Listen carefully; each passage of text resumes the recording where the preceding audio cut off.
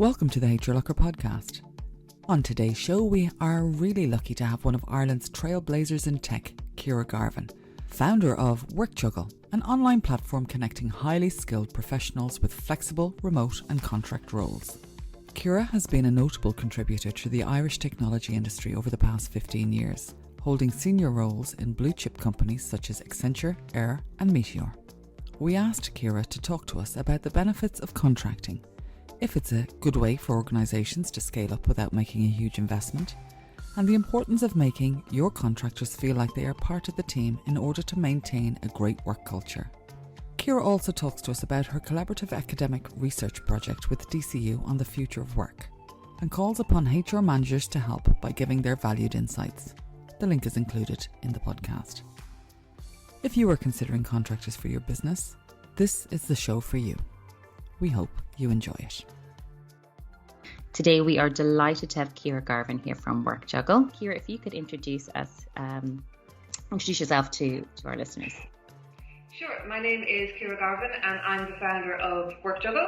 So at WorkJuggle we connect people to flexible, remote and contract roles. I founded the company about 4 years ago now, and it was kind of based on my own experience of two things. One, daily rate contracting, and also I suppose having small children and trying to get back into the workforce and kind of looking for jobs with a sort of a different perspective. So that's, and since then we've branched out. We also do a lot of training. We also do a lot of work in terms of diversity and inclusion. But recruitment, and particularly contract recruitment, would really be the core of our business and what we do. So Ciara, we're all talking about the future of work. Are we in the future of work? Is it coming? You know, what does it hold? Do you think contracting will be a part of the new way we work? Yes, I think it will. I mean, contracting, I think, has increased in popularity. It's much easier to be a contractor now. Like, I remember 10 years ago when I first was doing daily rate contracting, and like the revenue would send you out this huge folder, this huge company stamp, and like hundreds of documents, and you'd just be like, oh my God, what if I get this wrong? What if the revenue is going to come after me? And I think all of that is really gone now. It's much easier to be a contractor, and I think people are becoming more comfortable with it. Where we've seen contracting growing over the last 12 months is for companies who are looking to scale up. So they are, it's been so difficult for businesses to know what way things are going to go.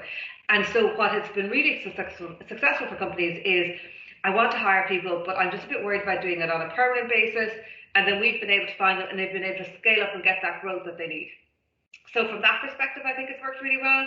And I think what will be really interesting now is over the next 6 months, when people start to go back to the office and people start to maybe have conversations around, it really works for me working remotely. I'd like to do that 2 days a week now, or it really worked for me, having that bit of flexibility. And if organizations say no to that or aren't willing to have the conversation, then I can see those people flooding back into the contractor market, and just saying, well, actually, other organizations will give me this flexibility, and contracting is great in that way. So I think it'll be really interesting to see what happens over the next 6 to 9 months. Yeah, and I would agree with you that I think that in terms of whatever the future of work may look like, flexibility is going to be the core to it, and flexibility to how we work. Because we're all kind of used to, it's not just remote working. We're used to the flexibility around it. And exactly like you said, look, I've 3 kids at home, and the flexibility that I have now in terms of collecting them from school and dropping them from school, and it's not affecting my work. The work still gets and it's done. fantastic. But the only thing I'm a bit worried about is, if I'm honest, so what we've been doing for the last year hasn't been remote working. Yes. If you have children at home, that is not remote working. That's impossible. It's emergency remote working. And the tales you hear about people being burnt out and all, and I think what's really interesting as well is, we were talking about this 12, before the pandemic, and now I think we've all been part of this huge, giant future of work experiment, the whole world. And now we have so much of a better understanding of what those trends really look and feel like when done for everyone, as opposed to just, more kind of, now that these trends have moved mainstream. So my only concern is people will think, well, actually, that was really, really hard, for some people. And for some people, it has been really hard. But really, that's not remote working, and that's not flexible working. Nobody can work and homeschool children at the same time. No, and I would totally agree with you. In fact, when the kids went back to school, I remember my husband came back and he was like, "You're in such a good mood," and I was like, "It's because I'm so not stressed today." I know. I was saying the other day, what I'd really love to hear is to be able to hear a pin drop. Like that would be amazing. Amazing. Just like to have quiet in the house, you know? And that's, I definitely think that people haven't actually experienced remote working in the, what it actually has to offer, rather than that it's just been traumatic. Yes, yeah, no, and it has, and it's been really difficult for people. But again, I think at the same time, and we were talking about this a little bit earlier, that whole community piece and where people live and their 5K and their 10K, I think that's going to drive a lot of decisions for people as well, you know, because it's become much more important to kind of like where you live. Yeah, and I would totally agree. Look, I'm blessed where I am now in terms of, we can go for walks and things like that. But it has, so in terms of lockdown has been, we haven't been stuck in the house. We've been able to enjoy our environment. So I definitely agree. But with the last 12-month experiment, let's call it, do you think working from home and that kind of more acceptance from remote working do you think it's leveled the playing field a little bit between male and female in the workplace, or do you think it's, has it kind of, does one gender get more benefit from it? Yeah, so I think that's very interesting. And if I'm totally honest, I don't think we know the answer to that yet. Yeah. Because what you hear, there's obviously, when we're all on a Zoom call, it's a very different experience. 10 people on a Zoom call. You would think that maybe some of that unconscious bias would be lost, but really, I just don't think we know it yet. And what I hear anecdotally and what I see on the recruitment side as well is, particularly when the kids were off school, like there was a lot of instances of the mum sitting at the kitchen table with the laptop open trying to homeschool people. Yeah. And that can't be good. That's not good for your career. And the other thing we've seen as well is, we've maybe put job offers out to people and people just said, look, I just don't see how I can't go, I can't accept this job offer at the moment because the kids are all still at home and we're homeschooling and I'm not in a position to take it up. So I just really don't know. I think it'll be really interesting. And sometimes people say, oh, would you do research in the area of how gender has, a lot of what we do, that kind of consulting work, how gender has impacted, the whole working piece. And I'm like, I would love to, but I'm actually totally in the middle of that myself. Yeah. And everyone who works, like we're an all-female team, like we're all in this with skills. Like we're the same as everyone else. We don't have time to bless ourselves, With the contractors, Ciara, is there a demographic difference, or do male and female play a role in that? So it's really interesting because I was thinking about this morning, Christelle, and I think it's a little bit more complicated than saying more men. What I find is it depends on the sector to a certain extent.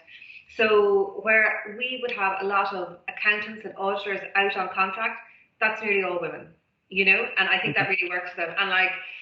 And again, it works for companies as well. I remember one lady, she's French and she would work on contract till the end of June. Then she'd be on the ferry to France on the 1st of July with the kids, happy out.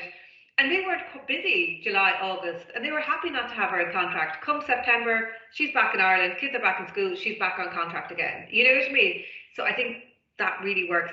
So, and I see that in the digital marketing space as well. A lot of women contracting, because women really, they really own that space, I think.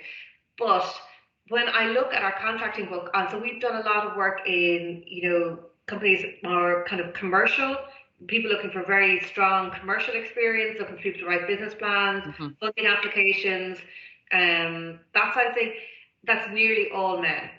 But it's more industry-led rather than actually being contractor. Yeah.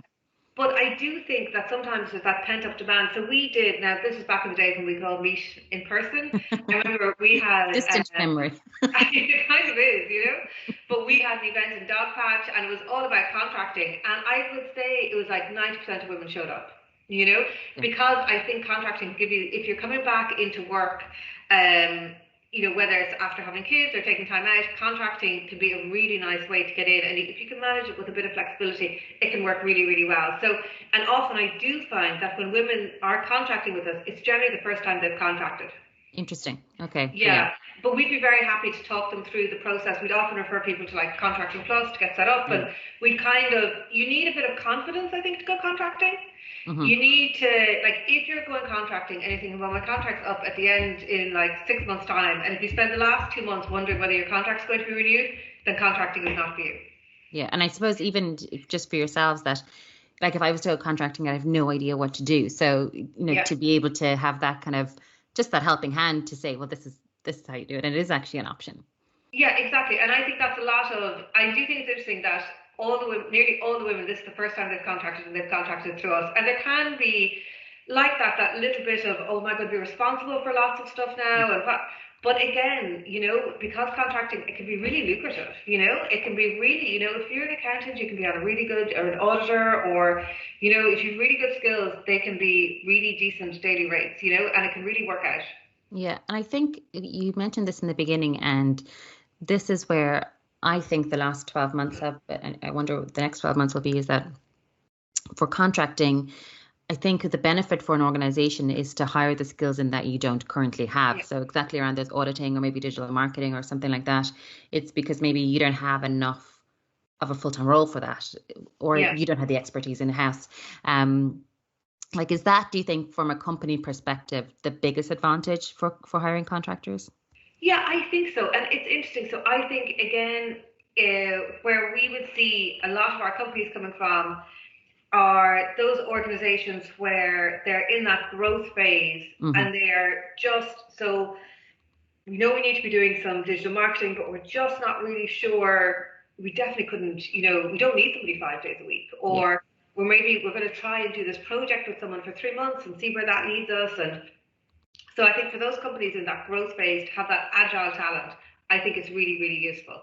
I also think sometimes it can be, certainly for other organizations, to use, a lot of the people, like particularly on the IT and the accounting side, a lot of our people would have that kind of Big Four background. They've worked in Accenture, they've worked in EY, and to be frank, it's a lot cheaper to access them through us than to knock on the door of Accenture and see their daily rates. So what we would say is you're getting the same skills, like somebody who's worked there for years, but you're just not paying those crazy rates, So again, that works out really well. And I think as well, it's different, and I know we might talk about this, but it's different to, we're all kind of moving, like if you were now to, let's say your Airbnb, or you don't need to own everything. I think for a while there was this feeling like, if you're a good employee, I need to own you to a certain extent. Now I think people are a bit more like, I need to tap into that talent. I might need that talent in 18 months' time, but right now that's something that I need. Yeah, and I think we're kind of used to that now a little bit. Is that that you don't have to have 200 employees. You can have 50 strong ones and be able to outsource the rest of it, or not even outsource, but kind of contract in when you need. Exactly. And we even do it ourselves. Like, we're doing a piece of marketing now with somebody who knows our business. She's going to work with us for 6 months. I'm really excited about it, but we don't need her. Like, it's absolutely no way we would need her full time. You know what I mean? But then in 6 months' time, I'll probably be talking to her again and saying, actually, maybe we might come back and do that now. But she's really expert in what she does, and it's just, and so why would I, for example, hire, like, I just wouldn't hire somebody permanently to do that kind of thing for me, Do you think? So, I mean, we're talking about, we're very heavy on culture here, and for us, in terms of just our own experience, we've had contractors in that they do embrace our culture, and it's really important to us that they understand that what we stand for and what we I suppose what we want to get across. Do you think not that you build your company around contractors, but if you do have a lot of contractors, does it affect your culture? Do you need to make them part of the team, or does it just depend on the role? No, I think it's really important to make them part of the team. Absolutely. And I know, like, so back when my previous life, I used to be an IT project manager, and like that, I would have a mix of permanent and contractors on my team.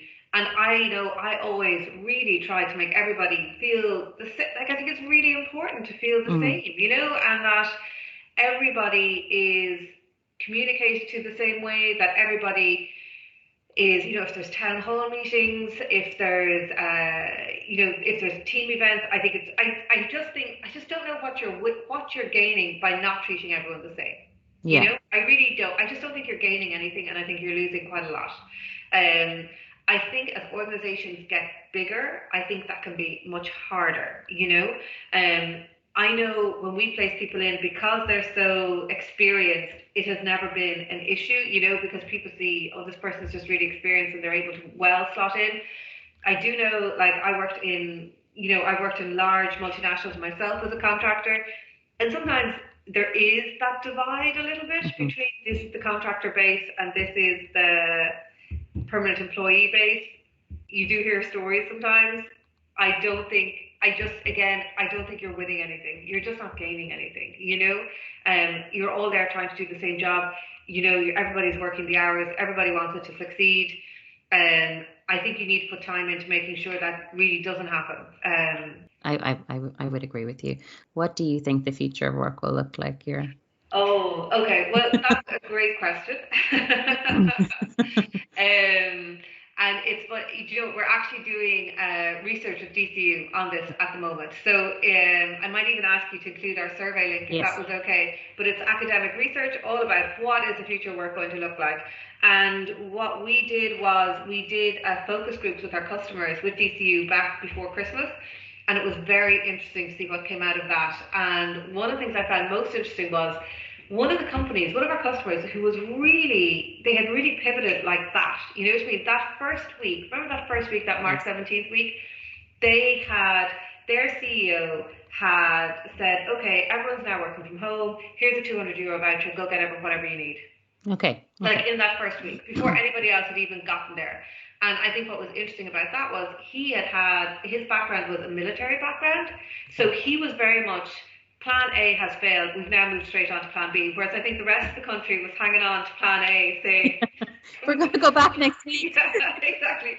What's happening here, But I just think that, like, we do have a passion for diversity and inclusion. And to me, that's a really good example of somebody with a diverse experience in a tech company coming in and seeing things differently and pivoting faster. So I suppose when we talk to our customers, we do see those people who pivoted faster, they've done better and they've managed it better. I think people who've given people agency have done better as well. So like that, there's a €200 voucher, go get what you need. I'm not going to tell you what you need, you just go figure that out. And actually, in one of the focus groups, now this isn't a customer of ours, but I thought it was great, they were all given a voucher to go buy whatever they wanted, right? It was like a voucher, it was like €150, just buy something that's going to, cheer you up. Everyone's working really hard. They had definitely been impacted. And one girl went off and bought herself a bunny. And she was so happy. She got this bunny rabbit in her apartment in Dublin, super happy. Like no one would ever buy that for her. You know what I mean? So I suppose when I look at the future of work, this post-pandemic work, I think like that, people will want agency. I do think remote working will be a huge trend. I think that piece of all of us being in city centre offices, it's hard to see that coming back in the same way as before. I do think that remote working, as we look at it's a bit like contracting, it's a bit more nuanced. When I look, so where you're in, Lahinch, right? Mm-hmm. So that is going to fly, I think. People have great quality of life. Yeah, great quality of life. You can go surfing, you can get amazing coffee, you get lobster, like, it's amazing. Places like that, I think, are going to do really, really well post-pandemic. And I do think where I live, in kind of a coastal village in the north of Dublin, that is going to do really well. Because as well, while we're having a nice quality of life, we always have access to third-level institutions. Yeah. We have access to airports. So there's, and if we needed to get to a city centre, we could do it easily. When I look at, for example, where my mother is from, on the Galway-Roscommon border, the last pub closed down during the pandemic. Myself and my sister, it's like a smashed avocado-free zone. You know what I mean? There is no coffee barista hanging out there. I don't see places like that coming back in the same way for that whole remote working piece. I think now, as we move on, it'll all be this hybrid working. What does that look like? And I think we've learned so much. So, for example, I see companies doing Zoom-free Fridays, so no Zoom on a Friday. I think that'll become really popular. I think it will move to maybe 2 days a week coming in. I think what will be really interesting for people is how will they manage that whole collaborative piece, and that's what I'm hearing from people. How will we collaborate? So how are people going to manage that, being in that same space and then going away again? And again, that's something that we're looking at. We're running a training program, actually upskilling for the virtual world, because again, what we're hearing from our customers on the training side is managing people remotely is a completely different skill to managing people when you're all in the office. And she's like, the reality is some of our people aren't doing that really well. You know, some of our people are doing it well, some of our people aren't doing it really well, and it's a different ballgame. So again, we're all on this huge learning curve together, you know. But yeah, absolutely, it'll be hybrid work, it'll be collaborative work. It will also be about what does it mean to work virtually? How do we do that well, and how do we manage people virtually? Yeah, I actually think you're 100% right. But the 2 points I'm going to jump on is the managing remotely, because it is totally different. And I think I've said this a few times. I'll use the line again as an example. You know, I manage a team, and just to touch base weekly, like obviously we have stand-ups every day and things like that, but just to have that weekly reach out to say, do you need anything? And they're like, well, I need a monitor, or I need, you know, whatever, because you don't see it every day. So you do actually have to reach out and say, is there anything that you actually need? You know, so it's a totally different thing. And the other thing, we actually had Aisling Curtis from Microsoft on a few weeks ago, and they had done this research. It was really interesting in terms of remote work, that the area that's affected is the creativity side of it, which, you know, it because you have to schedule it now, right? Yes, it's true. You know, so, you know, whereas usually it might just organically happen, or you're sitting around a table, 4 or 5 people, and you're kind of spitballing over each other, and you're kind of that. So it's different. But I think that so how do you do it remotely? How do you do it virtually? I don't think you can't, but I think that people need to learn how to do it remotely and virtually. Yeah. No, I would agree with you. And it is that learning, and it's being, I don't know, forgiving as we're all learning as we go through it. And it is about making that effort. And I know myself, it is completely different managing people remotely, and just really trying to maintain that team, and having everyone communicate to as well, so everybody knows what's happening. You know, it's a different skill set, and I think we're all learning as we go. Yeah, and I would say, I hope you agree with me, it's not about drinks, Zoom drinks, or Zoom yoga and whatever. No, it's more than that. Yeah, it is. But it's funny, we all thought that at the start, you know? Yes.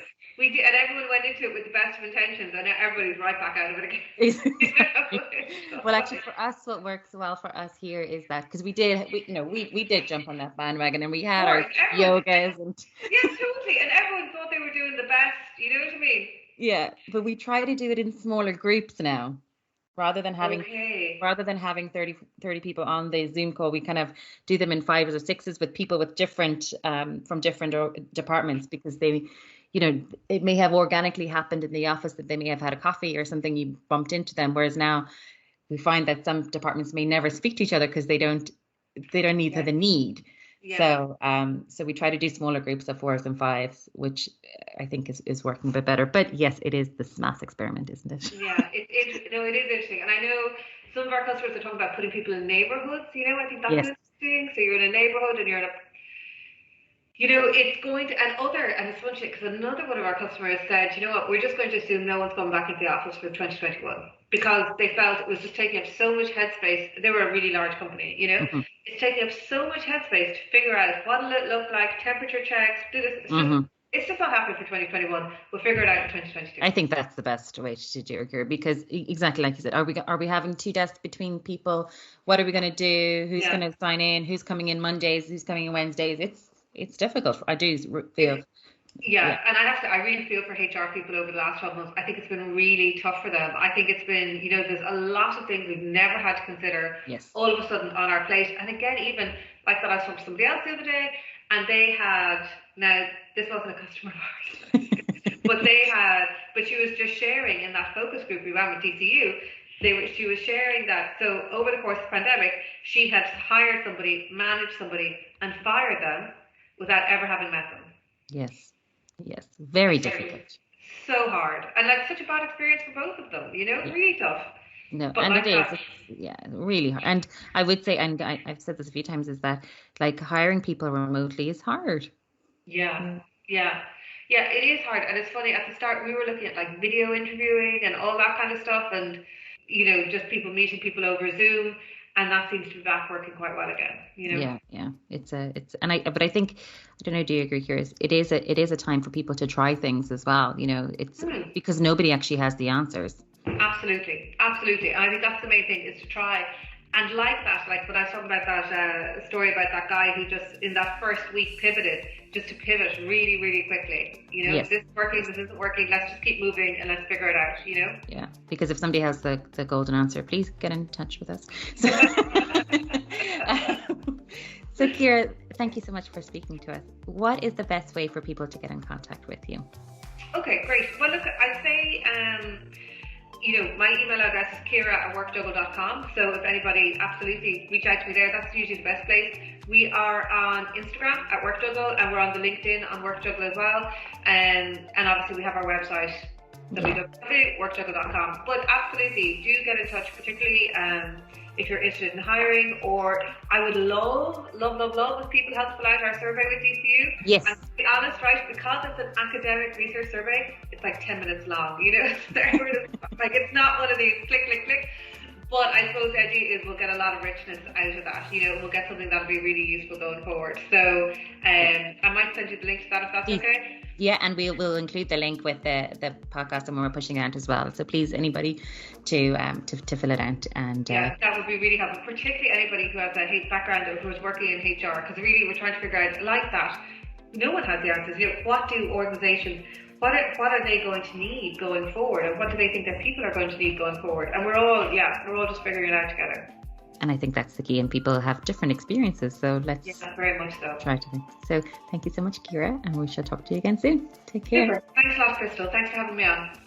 Thank you. Thanks for listening. Check us out at HRLocker.com. The show was hosted by Christelle Rinn and produced by Jenny Martin. Subscribe to catch the latest episodes on iTunes, Stitcher, Spotify, or wherever you like to get your podcasts. If you'd like to feature, get in touch by emailing us at marketing@HRLocker.com. You can also follow HRLocker on Twitter, Facebook, and LinkedIn.